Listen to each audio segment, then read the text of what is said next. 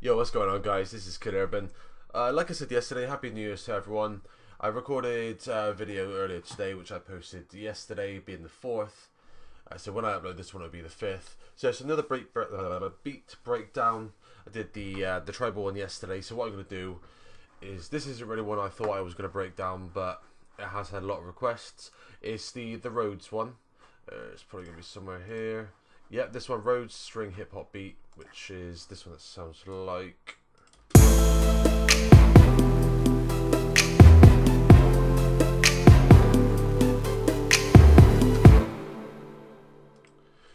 Alright, so we'll start with the actual pattern I started with when I made the beat.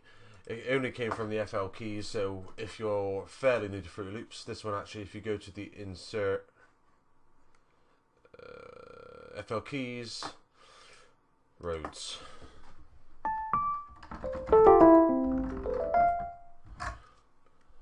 So I did a bit to mine, but that is the sound I used.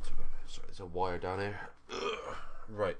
So this is what the intro pattern and the chorus pattern sounds like.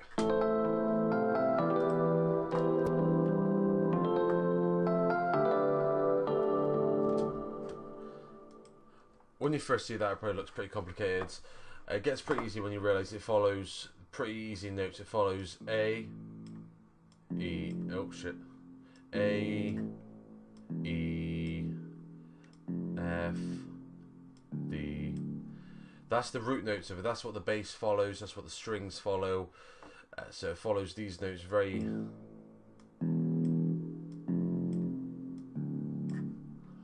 the chords built on it are all following the same. You can see the chords A, A, A, A.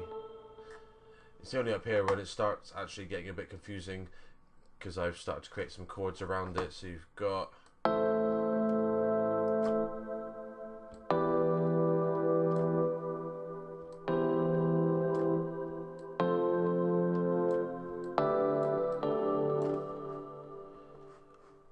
They're all chords that I've kind of had to fiddle around with a little bit.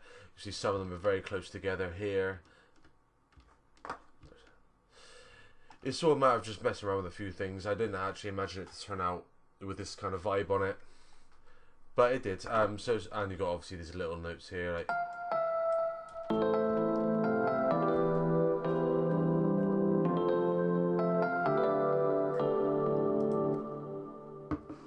I think what makes this kind of melody is these notes, they don't all hit at the same time. It's kind of like a delay, as if someone was maybe playing it on the piano and their fingers didn't all hit the same note at the same time.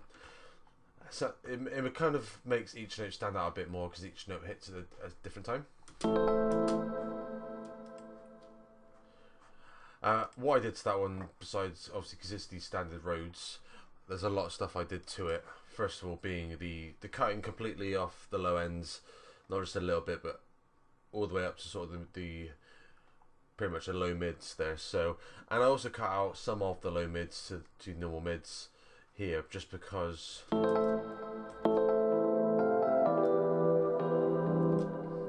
there's quite a lot of presence. Some of the frequencies there, I think, kind of interfered with the sounds. That's just down to preference. That's down to what kind of sounds I'm using in the beat. That's not saying if you use a sound like that, cut out the mids. I think it's just because it didn't really mix very well. But what I did do is boost the highs, like I tend to do in most of my videos, if not all. Just boost the highs, bring out the brightness of the sound a bit more. Sorry. Where did I go from here? Now there are a few variations on the Rhodes. I think this is the sort of the chorus melody. If you compare the two, nothing actually moves or changes. These just disappear. See, nothing, no difference. And I'll just play this one.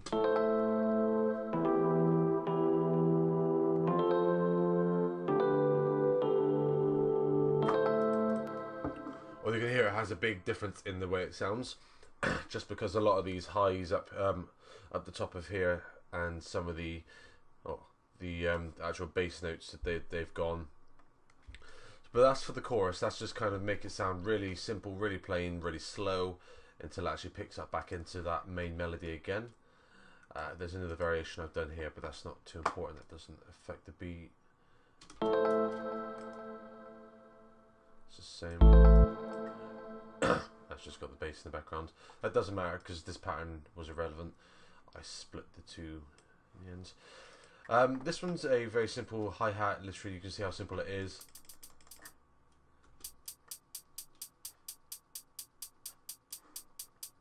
It's just on every second note, something like that. It might be on every second that one's on. So if you were to have a hi-hat, for example, let's just say you didn't put it in the pattern, just go to your hi-hat, fill each 2 steps, easy as that. Or so let me just put that back in just because. Next, what we've got, I did complicate it a little bit. I can't remember why. I think it was because of the verse. So same sounds, it follows the same kind of pattern, but every now and then it speeds up a little bit. My bad, it speeds up completely. It's on every 1 step now instead of every 2 steps, and occasionally it will go on every half step and speed up real quick. Did I pan it at all? I don't think I did. Oh no, I did. So these are the panner notes basically here, so you can see when it's high up like this note here, that's panning to the right headphone, this one, or speaker. When it goes down to here, it's on the left headphone, which would be this one. So it would just go from like left up, from right to left. Not all the way, you can see it can go further. So it pans sort of more or less to the right, more or less to the left. You'll hear it if you've got headphones on. You'll hear it more than if you've got speakers.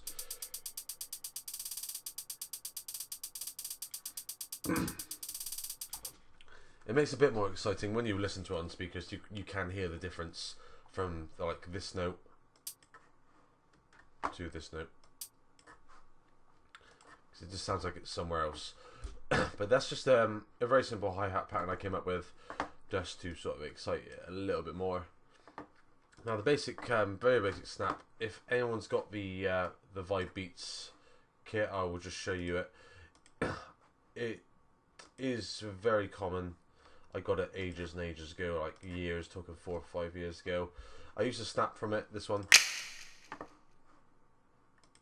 which sounded like, if anyone sees the snap, everybody laughing at me, I can't see it, here it is. Right, this snap here. So I used this one, did a few things to it. First off being, I think I reverbed it. A little bit of decay on it, not loads, just a little bit, just to fill out a little bit. And I think that's pretty much all I did to it. I didn't change any of the low or the high pass on the filtering or the reverb. That was all fine. And just a very small reverb on it. I've got the every 2 steps one with a bit of ping pong delay, which you can hear. It goes left to right, left to right, left to right, but ends quite quickly. And then I just took out, there was a bit of a frequency here I think was bugging me a bit, so I just took it out.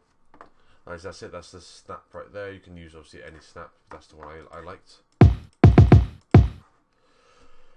Sorry, I got a bit of a cough. So onto the sort of the drums, percussion. I think I mixed them both in the same pattern. I've got this, I used a lot of this Pro Kit stuff at the moment. Well, not at the moment, back then I did. I haven't used it since, but this is a kick I found from them. What I'll do is I'll show you it without any of the effects on it.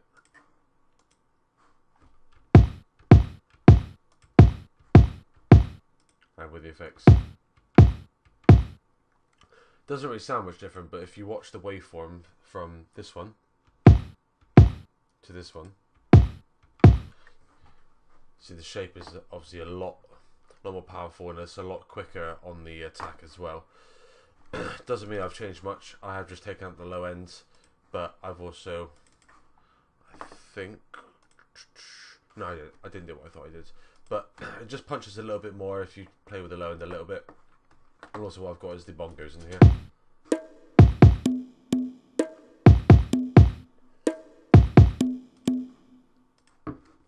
So this is what it would sound like with the snare in there.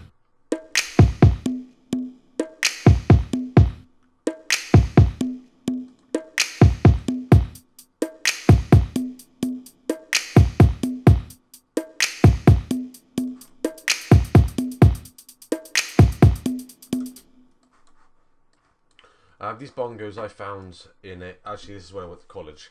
I found this kit down here somewhere. It's got a lot of pretty decent sounds, to be fair.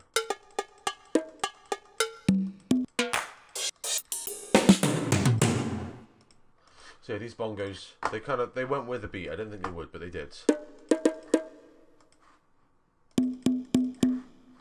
I don't think much EQ was really done on them, if any. That was not on the channel. Now, none of them have had any effects done to them. It's just how they came, because they were pretty well sounded as they were. They didn't need anything done to them. Like, they weren't bassy, they weren't like distorted or anything. So I kept them as they were. That's the kick there. Slight variation on the kick. You can see. Oh, you can't really see because I didn't put it in the pack. If I put it in the piano roll, you'll be able to tell. The only change here would be at this last section.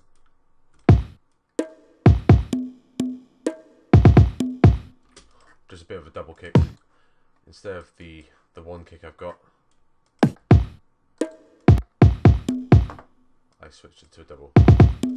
That's about it. Next would be this, which is in my percussion, not my kit. It's a percussion sound in my kit. I'll just show you where it is just to help you out a little bit. It's percussion. What's it? Kid Urban Perk 17. Done a bit of stuff to it. Let me show you very quickly. Cow low ends as usual. Slight bit crusher on it. You can see very, very slight. It's only downsampled by 2. Compressor on it doesn't really matter. That doesn't make much of a difference. And a very small, subtle master with the Camel Crusher, which sort of brings out the. Not sure what it really brings out, but it brings out something that makes it sound much clearer and much different to the way it sounded before. Like if I show you it, it's a weird way to describe it. It sounds like that's what it sounds like with it.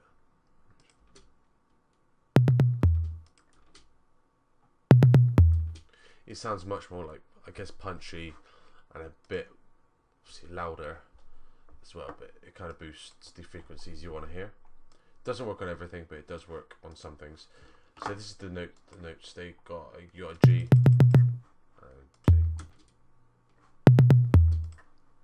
Helps a little bit. I did mix it with a snare. I can't remember if I used this in the beat, but I tried to mix it with a snare. Didn't think I used that, so it's kind of shit. Right, onto the chorus. Gladiator. Got the lead, trance lead.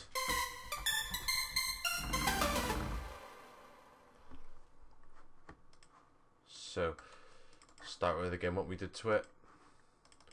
Cut out low end, boost high frequencies like usual. Bit of reverb on it. And this Camel Crusher distortion, I've put a bit, what's called more beef. It does sort of thicken the sound a little bit. If it sounds a bit like it's slacking something, it thickens it just that bit. I know I glitched it a little bit because what I did is put the reverser on it, which is a bit complicated to explain. The reverser, where you can see these number 5s and their blue section, that's where it would reverse. If I play the song, you'll hear kind of what it sounds like. You can see the mixer is turned off at the moment, so I can play it without any effects at the moment.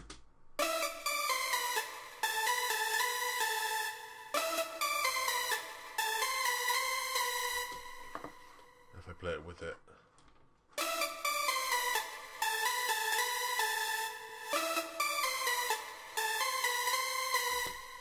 It makes the slightest difference. I know you can definitely hear it on this middle section here.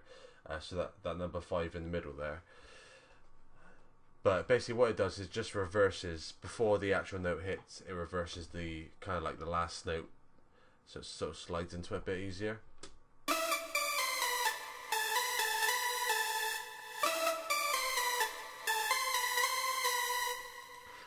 Regardless to say, that's my my chorus melody.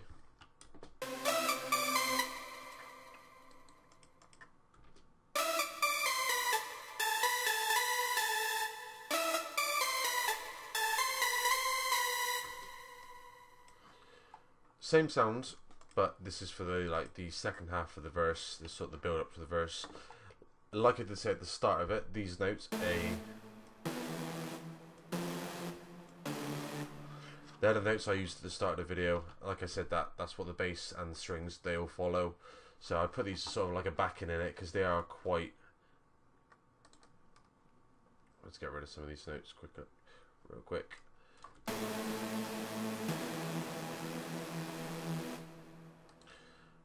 They're quite like. I'm trying to think of the word. They're very. You can tell they're there. They're very high end. They're quite crackly, so you can definitely tell they're in the back, and it does bring a bit of energy to it because it fills out sort of some sections that I'm slacking on. So that one's there, and what I did do is sort of this high end melody on the same track, which I'll just play it for you to make it easier.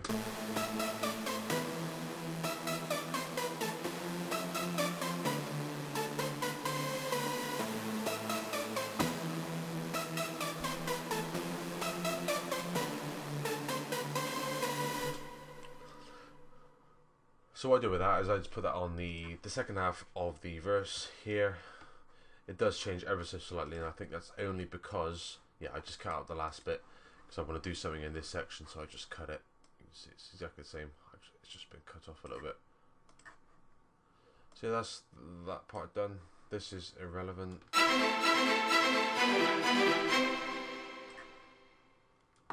thought I was going to talk about the strings then. That was one of the string melodies I came up with, but I didn't use it in the end. The strings are coming up, the actual strings I use. I'll just go through it pattern by pattern to save a bit of time.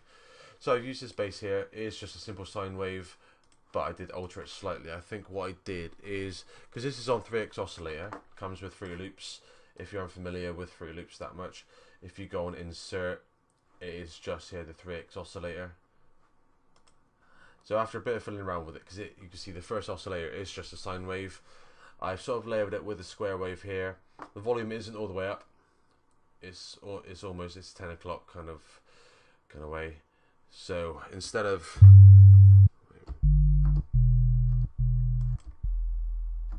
so that's it without the square wave.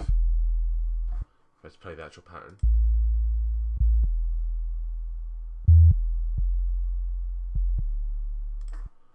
I put my square wave on it.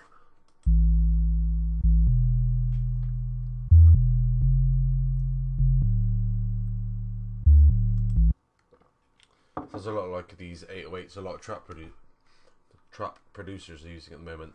So it adds a bit of thickness to it. Need to say, I think I did add some stuff to it. No, I didn't actually. I think I left it as it was because it did work fine with the kick. So that was that one. And like I just said on the other synth melody, follows the exact same pattern. So you've got A, E, F, D. Follows the synth, follows the Rhodes, follows the strings. It follows them all. Everything fits together, so it doesn't sound stupid. And all these notes you see that are slightly separated, that matches the kick pattern, which I did go through a minute ago. So that's every time you see a separate note, that's where the kick would be. And some of these higher ones, they still stay in tune. They just change octave a little bit. It does bring a bit of excitement to it.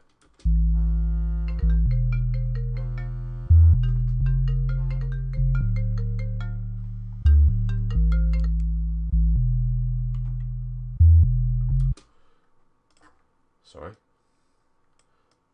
These all look the same. They're just variating a little bit. The only thing that's different about this one, because you can see this is bass,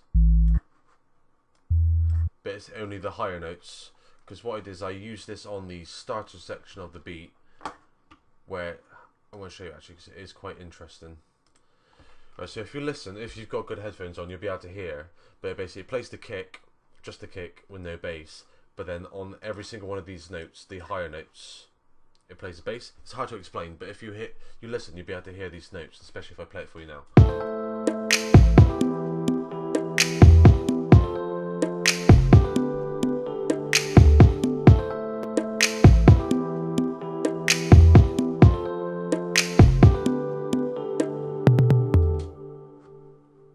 So you can sort of hear the bass comes in on those certain parts. It makes it slightly more interesting if you listen to it. There's a slight bit of bass every couple of seconds, which I kind of liked when I was doing it. That's just me. Next bit is the orchestral spiccato strings. So got an orchestral string sections, full strings, spiccato. probably guess what I'm about to say. The first effect I put on it would be the EQ, cut out the low end, boost the high end. I did boost a bit of the very upper mids as well, just to bring it out a little bit more than it was. Like I did mention a minute ago, I again put Camel Crusher on it with the More Beef preset. So there are more presets here, but the More Beef one does thicken out quite a lot. And at the end of it, I did put the Subtle Master on. It is quite a handy distortion plugin because you can put this Subtle Master preset on it, and it does make everything louder without sort of distorting it. Like it says on the tin, it's just a Subtle Master. It just makes it sound a bit clearer, but a bit well sort of put together, a bit more professional. There's a bit of compression on it, but it's not really anything that makes a difference. Oh, sorry, I forgot to play it. This is what it sounds like.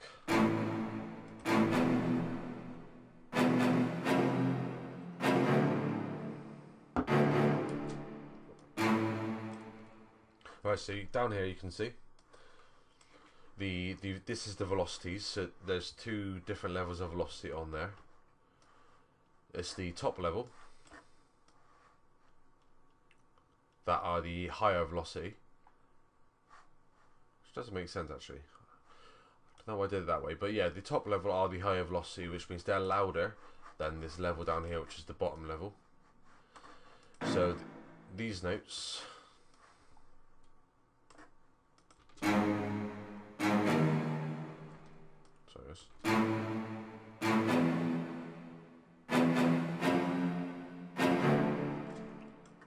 they're louder than this level. I think you get what I'm saying. It's basically just mix the two together, play with the velocity so they sort of mix well. A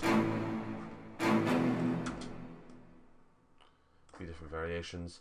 All I did with these snares here, you can see this is actually a standard Fruit Loop snare. You can find it in the vintage, what's it, DSD, somewhere here. I'm being blind, someone help me. That one there, it's very popular though. A lot of people do use that kind of snare. I don't like it, but I thought on this instance it might actually work pretty well, so I did a bit of stuff to it. I EQ'd the section where it hits the most. That might not be the right section. Yeah, it is. Make it pop a bit more. Got a British clean distortion on it. Tube warmth. It's very similar to that More Beef distortion I was talking about. Again, it makes it sound warmer, thicker, but it has a slightly less amount of distortion on it than the More Beef. So I went for that one. A very small amount of reverb. You can see on this decay knob here, that's what sort of determines the amount of reverb that's on it.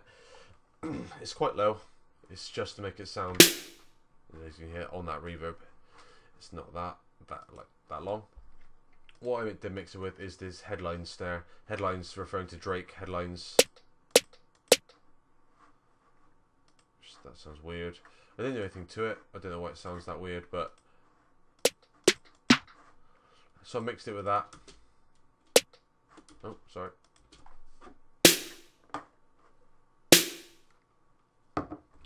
The only time I used that was on the chorus, just to make it sound even more energetic. You'll hear in a minute when I show you. This is for a breakdown of the. This is after the chorus. This is sort of like the verse, going back into the verse kind of bit. This is just after the chorus ends.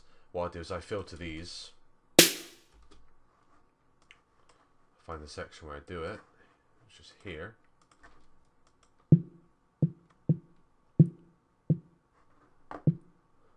So while everything's building up like this.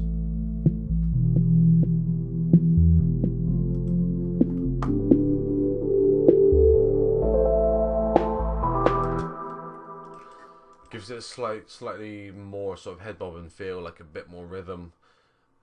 It just sounds a bit more like a trap kind of beat as well.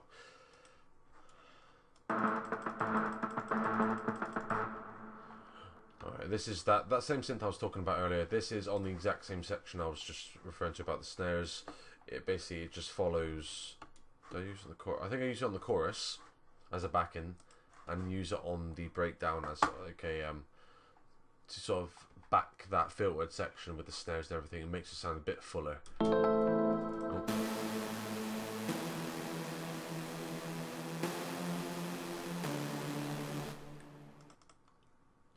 that's again just sort of backing up that what I said about the way the actual beat follows is D A E F D. Easy, easy, easy. Very simple snare, not snare, cymbal. Nothing to say about that. Snare and a kick. Nope, cymbal and a kick, sorry.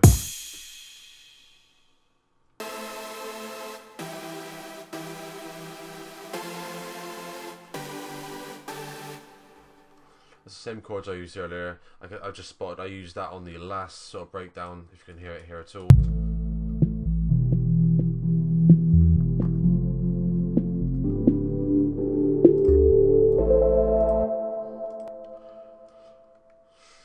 That looks like everything. I know there's one thing I want to talk about which people have been asking me about a lot, is people say, how did you reverse your track? I think that's pretty much how it was worded. And a lot of people say D-Blue glitch. You can't reverse your track with D-Blue glitch, where it sort of reverses like the section before into the section that's coming up. What I did here, I'll explain. I'll show you first, just so you know exactly what I'm talking about. This is this section here.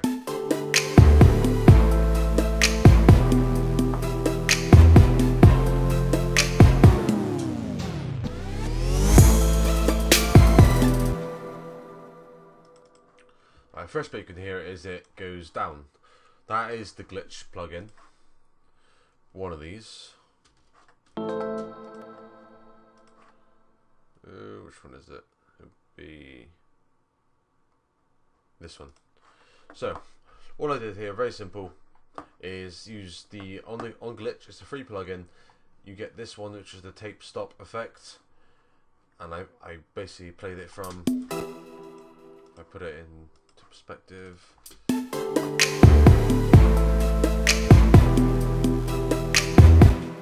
Alright, so you can see where it's coming up. You'll hear it basically from where the number one starts all the way down to where the number one ends. It will start a very, very, very slow tape stop, because what I've done here, where you can see my mouse, I've set it down to a slowdown of only 2%, so it slows down very slowly and then stops, so you can hear it here.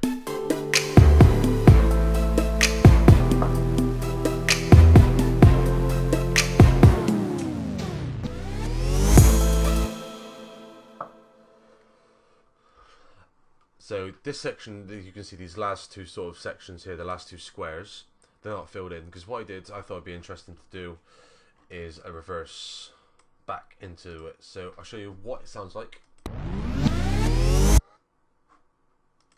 Sounds like a reverse sound. Problem is I can't see my Edison anywhere.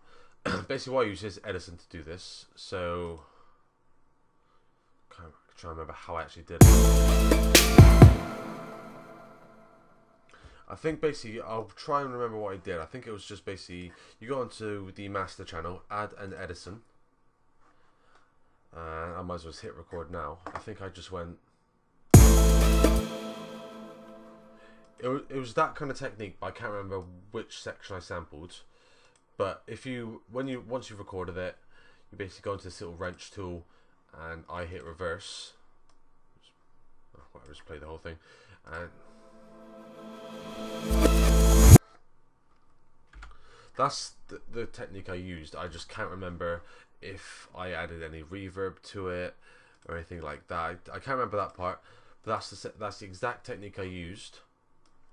And then I just put a bit of automation volume on it. So if you don't have to do that on these samples, you click, you can see this little waveform in the corner. You see where my mouse changes to a hand. Click that, automate volume, click that, comes up with the volume exactly the same length as your sample, and you can just change the length, put it on top of it, makes it a bit easier. Other than that, that's all I used. This has been like a half an hour video, so I'll wrap it up here. I'll play the rest of the video, well, I'll play the video, sorry, just so you can hear everything, how it all fits together, and I'll probably do another one now, actually, another beat breakdown, and I'll see you guys tomorrow. Alright, cheers guys, bye.